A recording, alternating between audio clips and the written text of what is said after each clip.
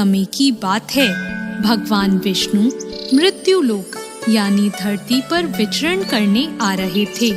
तब लक्ष्मी जी ने भी उनके साथ चलने का आग्रह किया।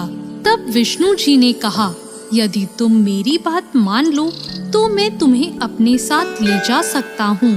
तब लक्ष्मी जी ने उनकी बात मान ली और विष्णु जी के साथ धरती पर आ गई।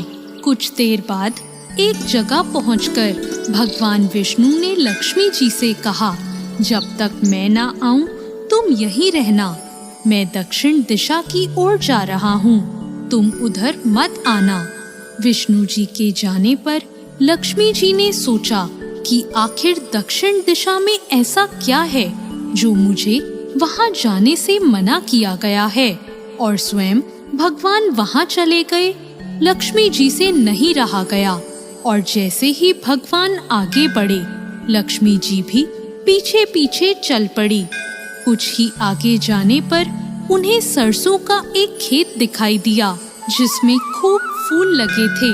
सरसों की शोभा देखकर वो मंत्रमुग्ध हो गई और फूल तोड़कर अपना श्रृंगार करने लगी। आगे बढ़ी तो उन्हें एक गन्ने का खेत दिखा। लक्ष्मी जी ने गन्ने तोड़े और उसका रस चूसने लगी। उसी क्षण भगवान विष्णु जी वहां आ गए और उन्होंने लक्ष्मी जी को देखकर उनसे नाराज होकर उन्हें श्राप दे दिया कि मैंने तुम्हें इधर आने को मना किया था, पर तुम नहीं मानी और किसान की चोरी का अपराध कर बैठी। अब तुम इस अपराध के बदले किसान की 12 वर्ष तक सेवा करो।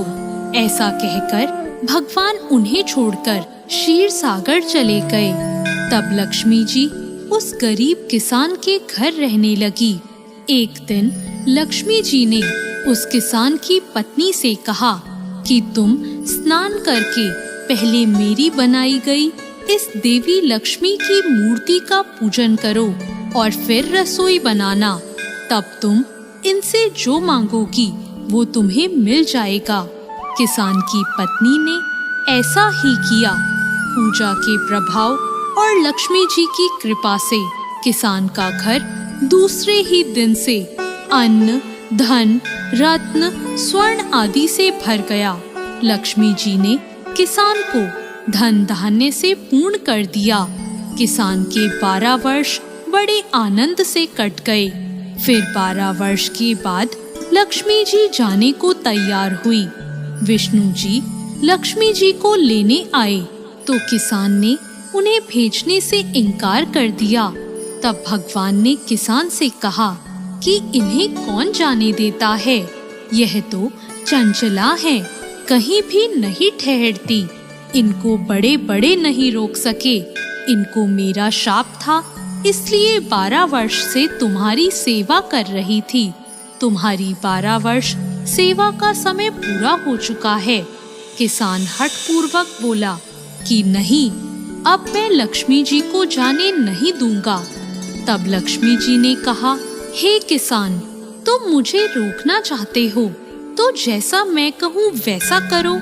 कल तेरस है, तुम घर को लीप पोत कर स्वच्छ कर देना। रात्रि में घी का दीपक जलाकर रखना और शाम के समय मेरा पूजन करना और एक तांबे के कलश में रुपए भरकर मेरे लिए रखना। मैं उस कलश में निवास करूंगी, किंतु पूजा के समय मैं तुम्हें दिखाई नहीं दूंगी। इस एक दिन की पूजा से पूरे वर्ष तुम्हारे घर से मैं नहीं जाऊंगी। यह कहकर वह दीपकों के प्रकाश के साथ 10 दिशाओं में फैल गई। अगले दिन किसान ने लक्ष्मी जी के कहे अनुसार पूजन किया। उसका घर धन धान्य से पूर्ण हो गया। इसी वजह से हर तेरस के दिन लक्ष्मी जी की पूजा होती है और लोग दिवाली के समय धनतेरस का त्योहार मनाते हैं। दोस्तों, आप सभी को धनतेरस की बहुत शुभकामनाएं।